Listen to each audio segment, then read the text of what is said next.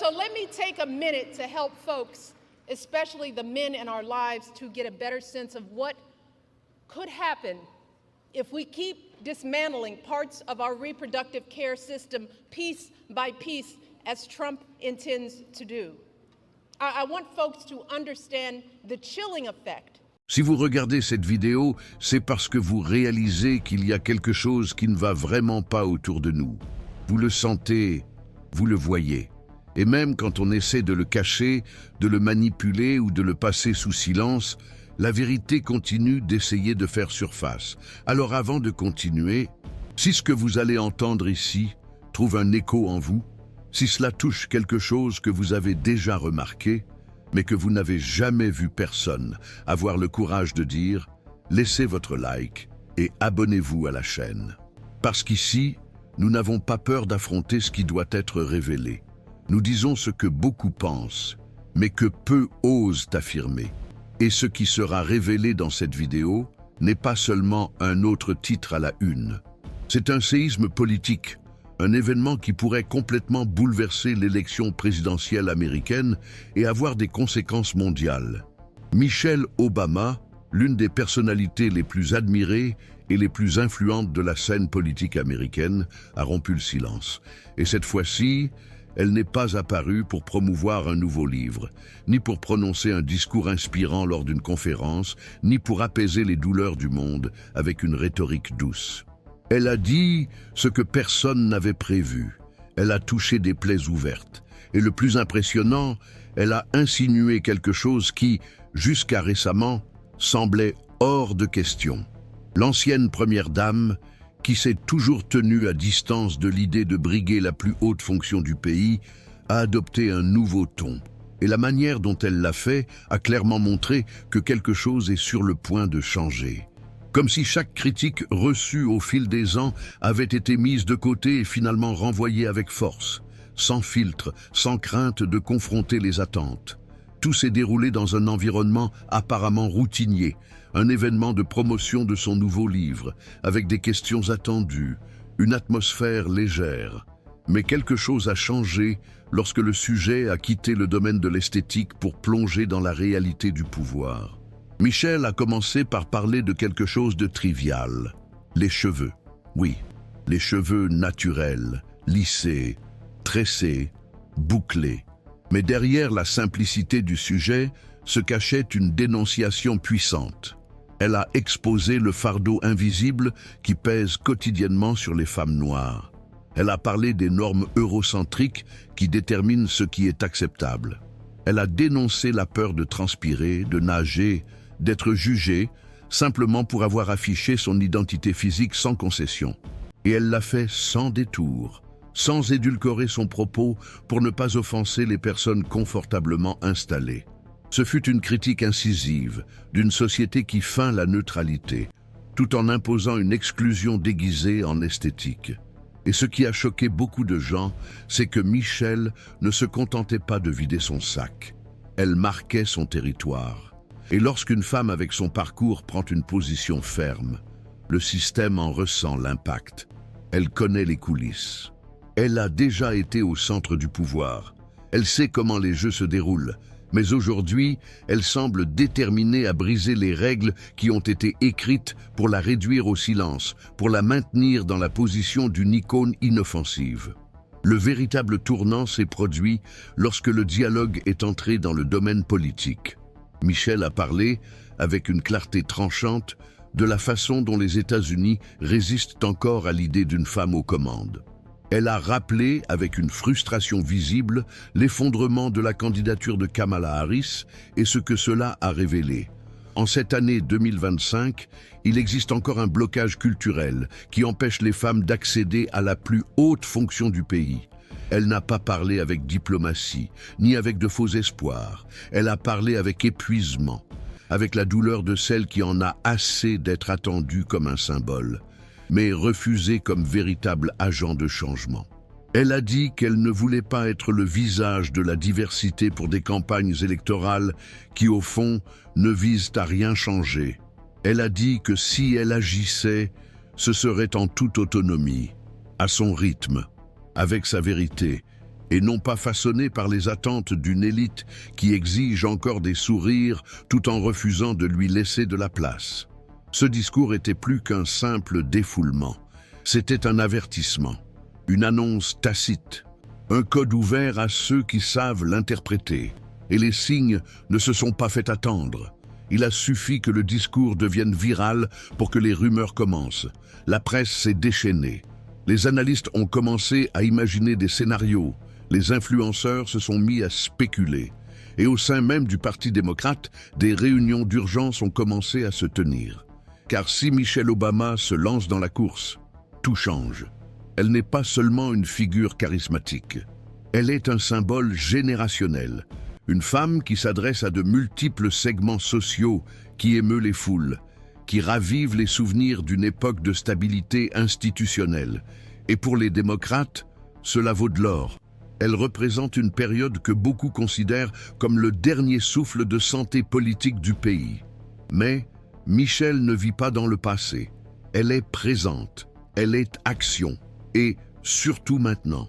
Ces paroles montrent que si elle décide de se lancer dans la course, ce ne sera pas en tant que figurante. Elle vient pour bouleverser les structures, pour soulever des débats que beaucoup évitent, pour aborder des sujets que le système tente de cacher. Elle parlera du racisme structurel, de la misogynie politique, des inégalités économiques, du système de santé défaillant, de la concentration des richesses, de la justice sociale, des droits des femmes, de la crise climatique et de la dignité des invisibles. Et cela fait peur, car elle n'est pas domesticable. Elle ne rentre pas dans les moules. Et en période de paralysie institutionnelle, c'est peut-être exactement ce dont le pays a besoin.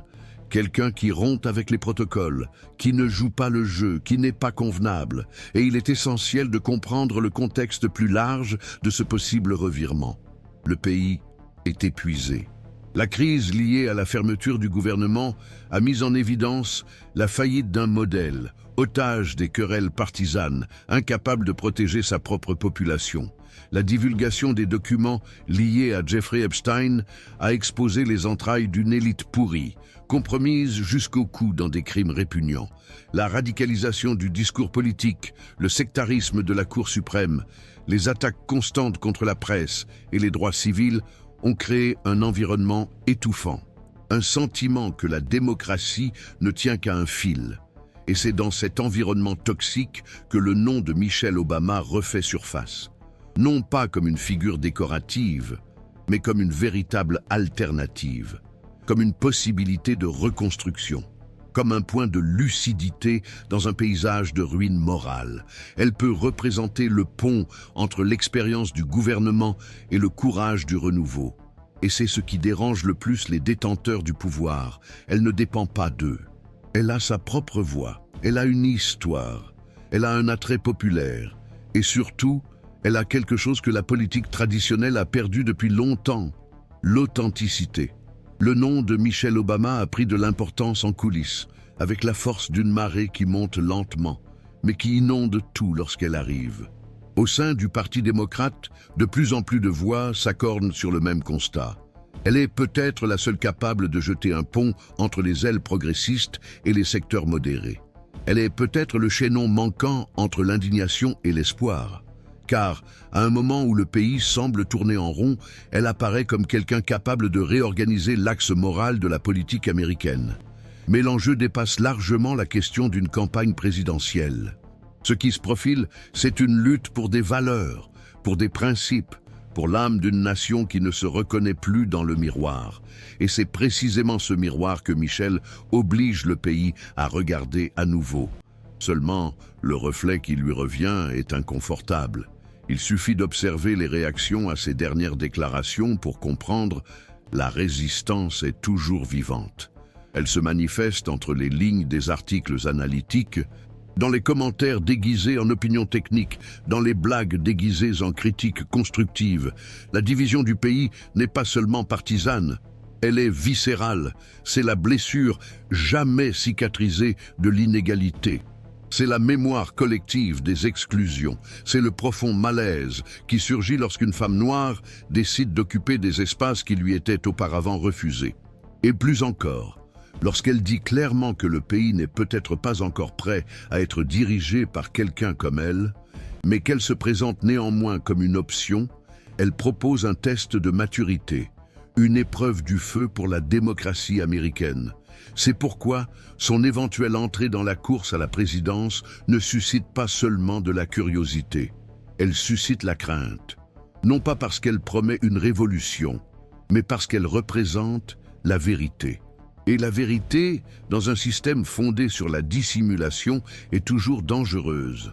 En refusant de jouer le rôle de symbole décoratif, en dénonçant les codes tacites du racisme quotidien, en démantelant avec des mots acérés les rituels de la fausse neutralité, Michelle menace plus que le statu quo politique. Elle menace la zone de confort de ceux qui ont toujours été aux commandes. Et cela explique le malaise croissant, tant à droite qui craint sa force de mobilisation, qu'au sein même du Parti démocrate, où les dirigeants vieillissants voient en elle une menace pour l'ordre établi. Et en même temps, c'est ce malaise généralisé qui révèle sa puissance. Car seule une personne qui fait des vagues, avant même d'officialiser sa candidature, peut avoir un impact réel. Alors que beaucoup essaient de peser leurs mots pour ne pas déplaire à certains segments de l'électorat, elle suscite des réactions authentiques. Elle touche des nerfs à vif. Elle suscite des adhésions émotionnelles. Son discours n'était pas seulement une critique, c'était un séisme émotionnel. Des millions de personnes, en particulier des femmes noires, se sont senties vues, entendues, représentées. Des commentaires émouvants, des vidéos se répandant comme une traînée de poudre, des larmes dans des témoignages spontanés. Ce n'était pas seulement une idée, c'était une identification immédiate. C'était un cri collectif qui avait été étouffé pendant des années. Et ce pouvoir symbolique prend encore plus d'importance lorsque l'on observe le scénario institutionnel actuel. Donald Trump reste au centre des scandales et des divisions, alimentant une atmosphère d'instabilité constante. De l'autre côté, le Parti démocrate souffre de l'absence de figures capables de raviver l'enthousiasme populaire. Des noms tels que Gavin Newsom ou Pete Buttigieg apparaissent dans les sondages, mais ne parviennent pas à susciter la passion. Il manque une connexion, il manque de la vérité. Et en ces temps de désenchantement, le peuple recherche ceux qui parlent avec leur âme, ceux qui saignent en public sans crainte, ceux qui assument leurs propres limites mais ne renoncent pas à se battre. Michelle comble ce vide de manière presque inévitable. Même sans rien déclarer explicitement, elle en a déjà dit assez. Elle a déjà provoqué assez. Elle a déjà dérangé assez pour prouver qu'elle n'a pas l'intention de suivre le scénario traditionnel, qu'elle n'est pas intéressée par un rôle bien sage, qu'elle ne veut pas sauver les apparences. Elle veut susciter la réflexion et peut-être un réel changement. La grande question, cependant, reste en suspens. Va-t-elle vraiment se présenter comme candidate? Ou tout cela n'est-il qu'une manœuvre stratégique, une expérience culturelle? De nombreux analystes pensent qu'il s'agit d'un sondage, d'une préparation, d'une lecture de l'environnement. Ces récents discours, combinés à la visibilité de la tournée de promotion de son nouveau livre, indiquent un mouvement calculé au millimètre près pour évaluer le pouls de la société. Et tout indique que les signaux reçus sont extrêmement prometteurs. La base progressiste, assoiffée d'authenticité, voit en elle une lueur d'espoir. Les organisations civiles, les militants et les leaders des mouvements sociaux la reconnaissent comme une partenaire de longue date. Et l'électorat désabusé recommence à prêter attention. Michelle apparaît comme un rare point de lucidité émotionnelle et morale au milieu de l'effondrement des institutions. Non pas parce qu'elle incarne la pureté, mais parce qu'elle porte des marques authentiques, parce qu'elle parle avec la voix de celle qui a été blessée et qui a survécu. Il convient de rappeler que le nom Obama a encore un poids immense dans la culture politique américaine. Barack Obama reste l'une des figures les plus respectées de la planète. Et même si cela rappelle une époque où les institutions étaient plus équilibrées, Michelle n'est pas seulement l'ombre de son mari. Elle s'est forgé sa propre trajectoire, un héritage qui lui est propre, un discours qui lui est propre, et maintenant une identité politique qui lui est propre. Si elle décide d'entrer dans la course, ce ne sera pas dans le prolongement de quelqu'un d'autre. Ce sera en tant que protagoniste de sa propre histoire. Et cela est sans précédent.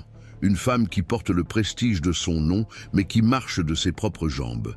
Qui a une portée internationale, mais qui parle comme quelqu'un qui n'a jamais cessé de vivre localement. Qui a un discours élaboré, mais un lien direct avec les souffrances du quotidien. Une femme qui a déjà ressenti dans sa chair le mépris du système et qui revient aujourd'hui en pleine conscience du terrain sur lequel elle marche. C'est pourquoi, lorsqu'elle a déclaré qu'elle ne croyait pas que les États-Unis étaient prêts à élire une femme, elle n'était pas seulement réaliste. Elle était chirurgicale. Elle a touché un point qui est encore tabou, et l'effet a été immédiat. Les femmes qui ne se sont jamais senties représentées ont vu en elles une porte ouverte. Les hommes sensibles ont commencé à remettre en question leurs propres préjugés inconscients. Même les secteurs conservateurs, épuisés par l'instabilité continue, ont commencé à la considérer avec plus de respect. Bien sûr, les obstacles sont énormes. Le racisme systémique, le machisme ancré dans la culture, la logique de financement des campagnes, la manipulation des votes dans certains districts spécifiques, tout cela reste un obstacle. Mais s'il y a quelqu'un qui a le courage, la force symbolique et l'intelligence émotionnelle pour affronter ces obstacles de front, c'est bien Michelle Obama. Pas seulement à cause de son nom, mais aussi grâce à la clarté avec laquelle elle comprend ce qui doit être affronté, et par son refus de prétendre que tout va bien. Plus que de la politique, elle promeut un appel à la conscience. Quand elle parle du corps noir, des cheveux crépus, de l'effort épuisant de devoir se conformer aux normes blanches pour être acceptée, elle fait bien plus qu'un discours identitaire. Elle lance un débat profond sur l'appartenance, sur l'acceptation, sur les cicatrices invisibles. Et c'est peut-être précisément pour cela que ces paroles ont eu un tel impact. Parce qu'elle n'impose pas, elle partage. Elle ne fait pas de marketing. Elle fait des confessions. Elle ne parle pas pour plaire. Elle parle pour transformer. Et cela, à une époque de superficialité et de manipulation, est révolutionnaire. La possibilité que Michelle Obama émerge comme une candidate forte à la présidence dans un contexte d'effondrement institutionnel aux États-Unis dépasse le domaine de la politique conventionnelle. Il ne s'agit pas seulement d'une candidature, il s'agit d'un cri collectif. Un reflet de la lassitude de millions de personnes qui, jour après jour, cherchent quelqu'un qui apporte de la clarté au milieu de la confusion, de l'humanité au milieu de la froideur des calculs électoraux, de la fermeté face à un État qui tourne autour de lui-même et oublie ceux qui ont le plus besoin de lui. Ce que nous voyons aujourd'hui est le reflet de l'épuisement. Et l'apparition de Michelle, avec sa voix authentique, ses marques visibles, sa douleur transformée en parole, représente plus que l'espoir.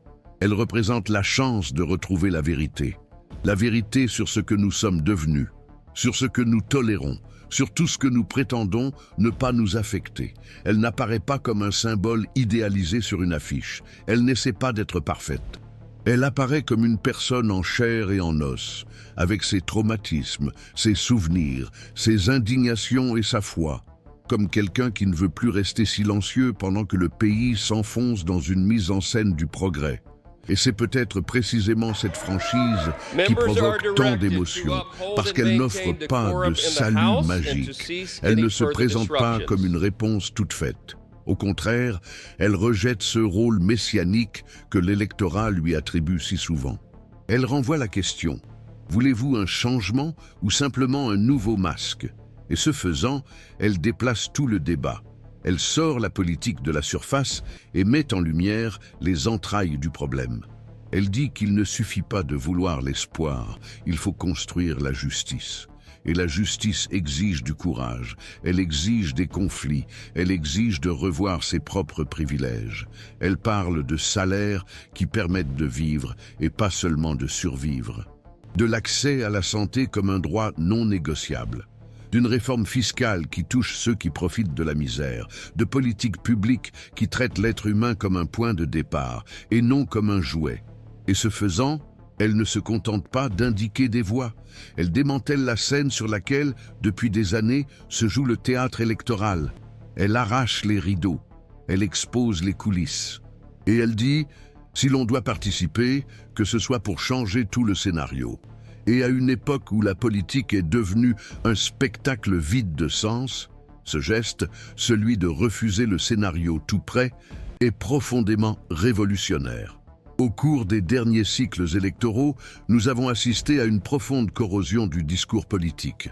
Des mots qui devraient être les piliers de la civilisation, tels que liberté, justice, équité, ont été corrompus par des campagnes de haine, des algorithmes de désinformation, des dirigeants qui alimentent délibérément la confusion pour se maintenir au pouvoir. Le mouvement qui s'est construit autour de Donald Trump, avec son appel émotionnel brut, a capturé des sentiments légitimes de frustration et les a transformés en une arme de division.